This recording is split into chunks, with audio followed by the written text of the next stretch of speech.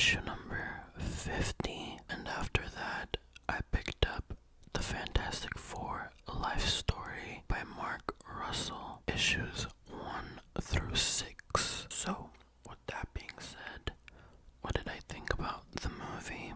I thought it was good, but not great. Let me explain. My problem with this movie has nothing to do with the plot, characters, or writing itself, and everything to do with the editing. It's no secret by now, if you've read a lot of the gripes people have with this movie, you know this movie should have been longer. Everybody knows this movie should have been longer. You have a very strong first act introducing us to who these characters are after 4 years of crime fighting. Its second act is the most entertaining and action-packed section of the film in my opinion.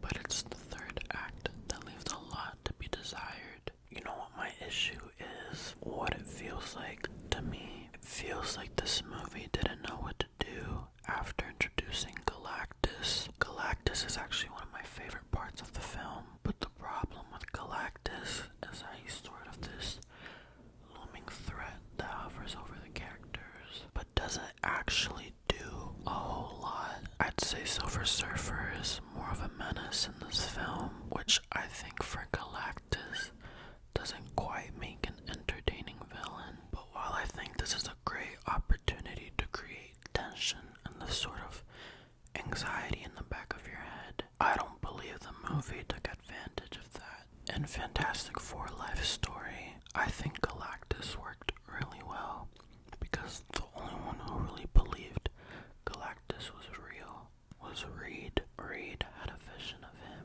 and continued having visions of him.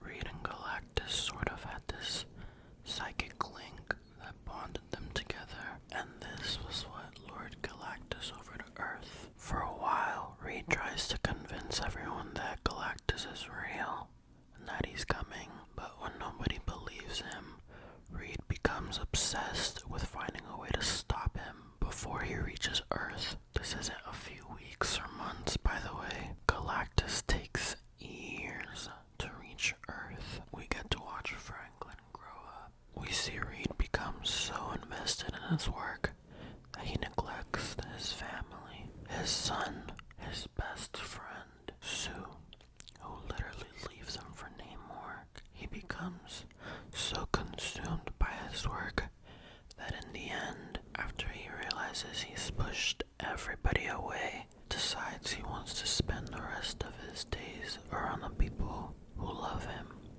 and the people that he loves. And I think this movie lacks a lot of that emotional weight. I think Marvel wanted to play it safe and do right by this movie without making it overly bloated or confusing for general audiences. And I don't disagree with that at all. I think that's fair. After 3 previous attempts have failed so aggressively, why take risks? But my point is, I think the movie could have done a lot more. So, besides that gripe, let's get into the positives. The family dynamic, you guessed it, is fantastic. This movie is at its best when the core 4 are together, sharing the screen, bouncing off of one another, bantering, all that stuff. I don't think it's a surprise, at least for me, that Vanessa Kirby carries this film and her baby for 2 hours. Sue Storm has always been the character I gravitate to the most out of the 4. She's a mother, she's a sister, she's a wife, and even though I haven't read a lot of Fantastic Four comics, I always find that the most compelling. And Vanessa Kirby is Sue Storm. I mean, look at her. She did an incredible job, truly. Marvel got so lucky. I like that she's a huge fan of Malice, and that she chose to portray a little bit of a darker side to Sue. I think it makes her more interesting. Pedro Pascal, I've gotta be honest, because I don't know the source material like that, I think he did a really good job. I like him in the role. I also just like Pedro Pascal in general.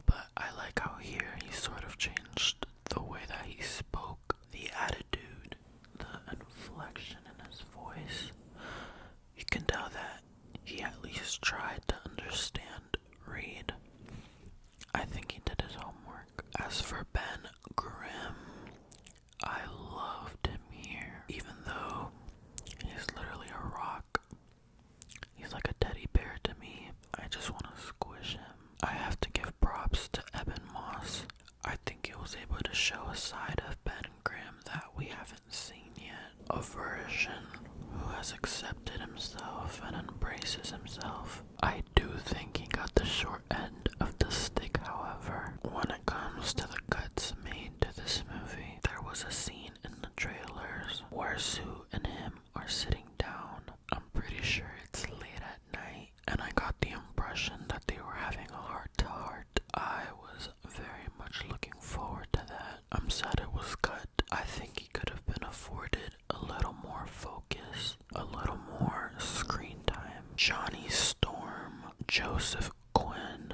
I need you guys to understand I have a little bit of nostalgia bias. I grew up with Chris Evans. Chris Evans literally raised me. And although I'm sure Johnny Storm here was a lot more comics accurate, and I like that they showed that he's just as intelligent as the others, I personally enjoy this Johnny Storm just a little bit more. I'm a fan of Johnny Storm, the Womanizer. You can argue with me about this, I understand. Julia Gardner, this absolute legend. No notes. I literally have nothing to say. Her performance says it all. Her presence, her tone. As soon as she comes in, you can't help but sit up and be like, shit's about to go down. I thought she was spectacular. As for Galactus, I think he was the star of the show. You know what Thanos was to Infinity War? I think that's what Galactus was to this movie. If it's for one thing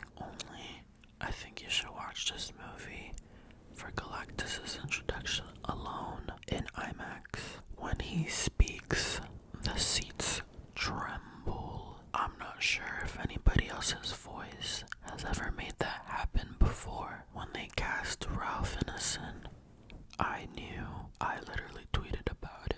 So yeah, overall, good, not great. I have to say though, it did get better on a rewatch when jotting down notes for this video. So I imagine it'll age quite well, or maybe not. I guess we'll see. I think the 60s aesthetic was the right way to go. So kudos to Matt Shackman, and the music by Michael Giacchino. Forgive me if I'm butchering that. I thought was also excellent work, especially the main theme. So to close this video off, I've decided to do something I call rapid fire spoiler thoughts. I'm still workshopping that. It's where I quickly list notes of thoughts I had about the movie, but that do contain spoilers. So if you haven't watched it yet, go do that, and then feel free to come back. But if you have seen it, or you just don't care, let's get into it. 3, 2, 1.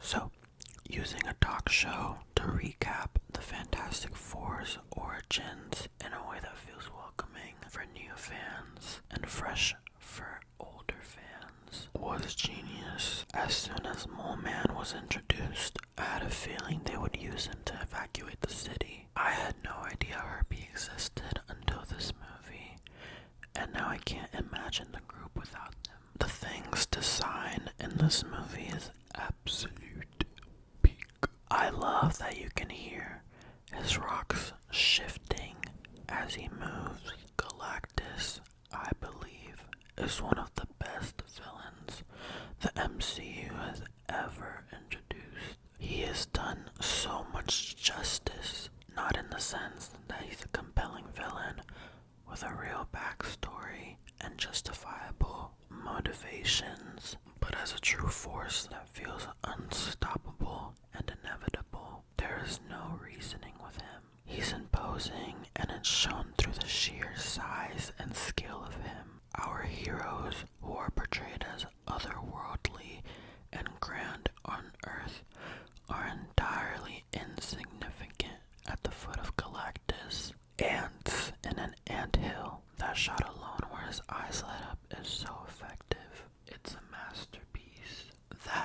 is how you translate a god from page to screen. You can tell Reed's ego has sort of been hit in that moment. It just might be the first time he's felt entirely powerless to question a god, to correct a god, to deny a god, to claim he knows better, that Franklin is a normal child, because his science, his tests up until that moment have been so concrete, have informed so much of his reality, his worldview, of who he is for a being that he, the smartest man alive, doesn't quite understand. To say, you're wrong, for it all to come crashing down, that's very powerful stuff. You can tell that's something he battles with the entire movie. That idea of not knowing what to do, that feeling of helplessness. I just really loved that. The Silver Surfer surfing on lava and space dust. Are you fucking kidding me? The entire escaping Galactus sequence is the best part of the movie. I was so tense. It felt like the group was genuinely in danger. And even after they evaded the Silver Surfer, I was afraid they wouldn't be able to make it back home. I think it did such a great job showing how the group works as a team, even when they're not using their powers. They truly are a family.